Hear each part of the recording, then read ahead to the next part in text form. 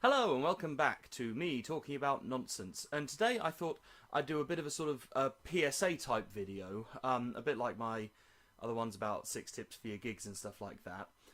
Because I see a lot of videos on YouTube where it's people telling you how to gig on a budget. And I watch those videos because I am a musician on a budget, and it always seems to me like they've set their budget really high. So they're talking about, sort of like, oh, if you're shopping for a pedal on a budget, this £200 distortion pedal is just the only thing you can go for. If you're shopping for an amp on a budget, you can't go less than this £1,500 amp head and cabinet. And at least when I say budget, I mean slightly less than that. Something more in a, I get paid about 60 quid per gig I do. What have you got in that range? So I thought I'd do this video and just sort of look at things that I actually use to gig with currently that is on a very small budget. So the lowest that I've managed to gig for is probably less than £400, somewhere in the sort of £350 range, and probably could have gone cheaper if I wanted to. And even with the full rig, it's still less than £500. So this is how to gig on a very small budget. So the first thing I thought that I would talk about is the guitar, which is obviously, when you're an electric guitarist, probably the most important part of your whole sound deal. So this is a Burns Cobra, and Burns is a British make of guitars, and you probably know them best if you're a guitarist because Burns Trisonic pickups are the pickups in Brian May's Red Special. But otherwise, a lot of people forget this manufacturer, but they make some very, very excellent guitars. So this is sort of a fairly standard, body-wise, it's a Strat copy, and then it just has the Burns Trisonics in there. Now, to get yourself a proper Fender Stratocaster, sort of even a Mexican-made one, you're looking up towards the £400, £600, £700 range, and to get a full American Strat, you're looking higher than that. But this was second hand for £160, and that's not half bad, I think. So this does everything that I would ever want a guitar to do. It plays beautifully, the neck is just magnificent. The sound from the Trisonic pickups is incredible. I've been gigging it heavily for about 5 years now, and I've never had a single issue with any of the components having any problems. And all in all, this has been an absolutely perfect guitar. It's become pretty much, I open almost every set that we do, I open on the Burns, and I'll play it for a good sort of half the night almost. So, and that's not bad for a guitar that cost 160 quid. And there's something else that I'd like to say here, and it's particularly with guitars, not so much with amps. But when you're shopping for a guitar, really don't be afraid to look into second-hand and pre-used and pre-owned. Because with a guitar, always what it comes down to is it in good enough quality to be gigged? So, i.e., nothing's broken, there's no glaring, sort of like, the wood's not coming apart or something. And does it sound nice, and does it play well?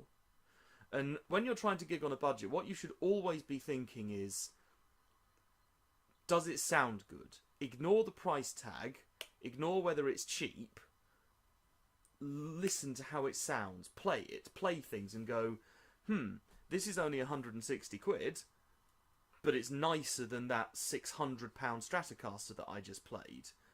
So that's my first big tip for gigging on a budget, is that whatever you're looking for, whether it's it's an Ibanez, or you're looking for a Burns, you're looking for some sort of Gibson copy, look second hand first, and don't be afraid of sort of supposed knockoff brands and stuff, because some people and some guitars will just come off the line. Doesn't matter where they were made or who made them, they will come off sounding and playing beautifully. And whether it's sort of a 1 in a million guitar that you just happen to have stumbled across, or whether it's just a sort of an unknown, slightly unknown brand that sort of does high quality instruments but isn't really famous, you might stumble across some real gems if you're just willing to look outside of, you know, sort of the usual Fender, Gibson, Ibanez lines. So the next part of any guitarist's tone is, of course, the amplifier. And when it comes down to it, if you were really strapped, you could gig with an amplifier and a guitar and one lead. Now, personally, I wouldn't recommend that for reasons of, at the very least, you should have at least one backup lead. But it is possible to gig fully with just this and a guitar. So what is this? Well, this is a Fender Mustang II. It's a digital amp. It's 40 watt. A lot of the videos that I've seen talking about it refer to it as a practice amp. And I think, you know, sort of there are certain terms in the musical community, in the guitarist community, that I think sort of it's on the border of elitism and a bit of snobbery. So sort of referring to this as a practice amp makes people think, oh, I could only use it in practice. I could only use it, you know, in my bedroom or in the rehearsal studio. I couldn't take this live. But, you know, let's consider what this is. This is a 40 watt amplifier. And especially if you're an amateur musician, you're playing small pubs and clubs. I've played this and I've only needed to mic it up once. And that was when we were playing an outdoor gig, which is where, you know, I'd have needed to have mic'd anything up. I'd have needed to have mic'd up a Marshall stack outdoors, because sound just bleeds. But this thing has done perfectly well in all manner of clubs and pubs and bars, and when it was mic'd up, it worked perfectly well outside. And this thing cost £200. So this and the guitar would get you £360, 20 quid for a 20-foot lead, and you're talking £380 and you can gig. And that's all it takes.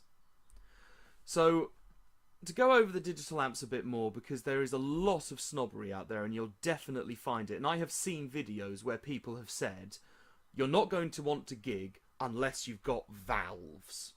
And I think that can be a massive deterrent to guitarists who perhaps don't know any better, or are a bit more sort of very, you know, sort of practiced and in the bedroom and in rehearsals, but never gone out and gigged. You know, it can really put people off when you say things like, oh, you can't gig with anything less than valves or solid state if you're in an emergency. That's just snobbery. That is just elitism.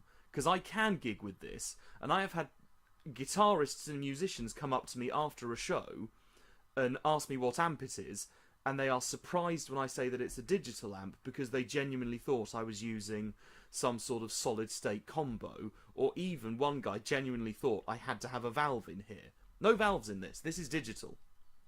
And it has fooled actual musicians and guitarists, not just, you know, sort of people who don't know anything about music. This has fooled musicians because it sounds so good. So again, listen to the tone of what you're playing. Don't just go, oh, it's digital, and I've heard from all these people online that digital is bad. Digital is fine. You know, this has got a 1x12 speaker in it. It's got 40 watts of power. It is more than enough to play an amateur venue. And if you're playing bigger than that, like I say, an outdoor gig or a really big hall, you'd be miking up anyway. So, 200 quid versus 1,500 quid for a Marshall stack. And like I say, I gig with this. It's louder than the drummer, it's louder than the bassist, it sounds nice, it doesn't sound... You know, obviously, if I had the money, I'd be going for a valve amp, because that's the sound I want, because it's warmer, it's bigger, it's louder. But this is perfectly adequate for what I'm doing. And it's probably perfectly adequate for what the majority of people out there are doing, if they weren't taken over by musical elitism and snobbery saying it's valves or nothing. And the other good thing with the digital amp is that it allows you to experiment, which, again, especially when you're a new musician, when you're an amateur musician, being able to experiment can be a huge thing. Because even recently, I have changed my tone very drastically, going from a distorted amp to a clean amp with distortion through pedals. And I could have done that with some big valve amps, but other valve amps, you kind of have this problem where it's a distorted channel or nothing, or it's a clean channel or nothing. Whereas this amp gave me the versatility to try out that new tone. So again, now, when I'm sort of like looking for an upgrade to this, for getting a valve amp or a big solid state amp, I'll know more what I'm looking for because I've had the chance to experiment with a live band with this. So next on the big tour of cheap ways to gig, I am going to do a little bit on pedals, because I do think pedals are useful and I think effects are useful, and particularly depending on what sort of music you're playing. Some people will be playing sort of some music that's very effects heavy, other people will be blues guitarists who basically have this as a setup. So I'm just going to do quickly over pedals. So this is my tuning pedal, and I've got to say, this is the most expensive pedal on here. It's, I think, 60 quid, Boss TU3. This is where I would probably say, don't skimp. If you're going to spend money at any part of your rig to get the top of the line thing, get a good tuning pedal. But, even saying that, this is actually also the newest addition to my pedal board. I've only had it on for about 4 months, because up until that point, I used a clip-on the headstock tuner live. Now, the reason really why I wanted to move from this to this was for aesthetic purposes, because I was looking at the gig pictures that were coming back of my band, and I just thought it looked really unprofessional to have this clamped on the end of my guitar's headstock the whole night through. And that was why I wanted to move to an on the floor, on the pedal board tuning pedal. But £15, £60. And this worked. I gigged with this, well, I've been gigging with this all my life, so I've actually been gigging with it well over 10 years. 4 months. And these work. They do the job. They work off vibrations from the guitar, so you're probably not going to get too much sort of interference from the rest of the band. If you're really, really strapped, again, don't stick your nose, don't look down your nose at these things. Don't just brush them off as being cheap and things that you don't want to use. You know, they work, and they're good, and they're cheap. And if you're on a very tight budget, that's what counts. So, distortion pedals. I've actually done a review of this one. This is my Boss Super Overdrive. 30 quid. I personally use it as my overdrive, my lead tone. So I keep the drive set really low and I just have the level up and all that. So what I would say is, in general, I would go for some sort of overdrive or boost pedal first. Use a dirty channel on your amplifier and then boost up for your solos. Then expand to clean channel on your amplifier. And if you want a clean channel, obviously if you don't want a clean channel, then just ignore this completely and use this only. So this then is was quite a fascinating discovery for me, and I'm definitely going to do a review on this pedal at some point. This is a Danelectro Fab distortion, and this cost £15. Yeah, this is probably the cheapest thing in my entire chain right now, aside from the leads, and even some of the leads are more expensive than it. But actually, the distortion that I can get out of this pedal perfectly suits the tone that I want.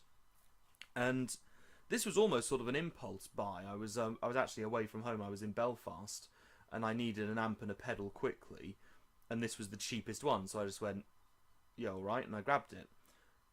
And now it's part of my tone because it is a good pedal. So again, don't be taken in by people saying, oh, you can't use a distortion pedal that's not the £125 Plimsoll Purple or something. Because yes, that is a beautiful pedal, But if you are really strapped for cash, you know, for me, 125 quid would be at least 2 gigs worth of money. This is like a quarter of a gig's worth of money or less, depending on the gig. So, if this does the job, why would I almost sort of waste all that money getting an incredibly expensive pedal that I don't need? So that's my setup, and I'm now going to actually play just a little bit of guitar, run through some riffs and some solos, and just show you how it all sounds when you put it together. And hopefully sort of that will show you a bit that it is a good sound and it's a good tone. And or otherwise it will provide all of the ammunition that people in the comment sections need to tell me why I'm completely talking out of my arse.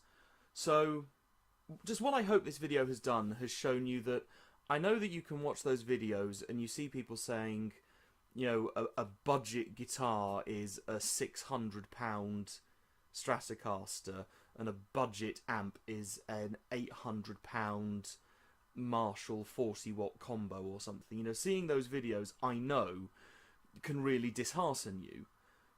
This entire rig is less than even the cost of that one Stratocaster, and as you'll hopefully see, it sounds great anyway. So don't be discouraged by high price tags, especially, like I say, when you are an amateur musician, sort of playing small pub gigs, local gigs. In my 6 tips for your first gig, I said, and I stand by, it is songs, and it is practice, it is attitude on stage, it's your show, it's all of that to the person watching. Now obviously, yes, you'll always have some musicians in your audience who'll criticise your tone or your amp or your guitar, but you'll have people who are criticising, you know, Slash for his custom Gibson Les Pauls and his Marshall stacks. That's just what musicians do if they don't like the tone that they hear. To someone who doesn't know about guitar gear, they're not listening to your sound as much. Yes, they'll hear if it's a really terrible sound, so you've still got to, you can't, you know, I personally wouldn't go much lower than about £200 for an amp, or much lower than about £150 for a guitar, personally, because I think going less than that tends to lead to bad quality instruments that you really will hear just a huge sound difference. But also, even by that token, there are plenty of artists out there, Jack White, Nirvana, you know, Sex Pistols to a degree, they deliberately bought rubbishy, cheap junk shop gear because that was part of the tone they were going for, was that raw, unfiltered, very unprofessional, unprocessed sound. But you'd still listen to Nirvana and Jack White because the songs and the music that they make is what matters. So always, when you're a musician, sound really isn't as important as you think it is when you are a gigging musician. It's important to you as a player, not important to the crowd you're playing to, almost certainly. So, I'm going to play some tones now. Hopefully you'll enjoy it, and I hope this video has been at least some help or comfort to someone out there. So I'll see you at the next one.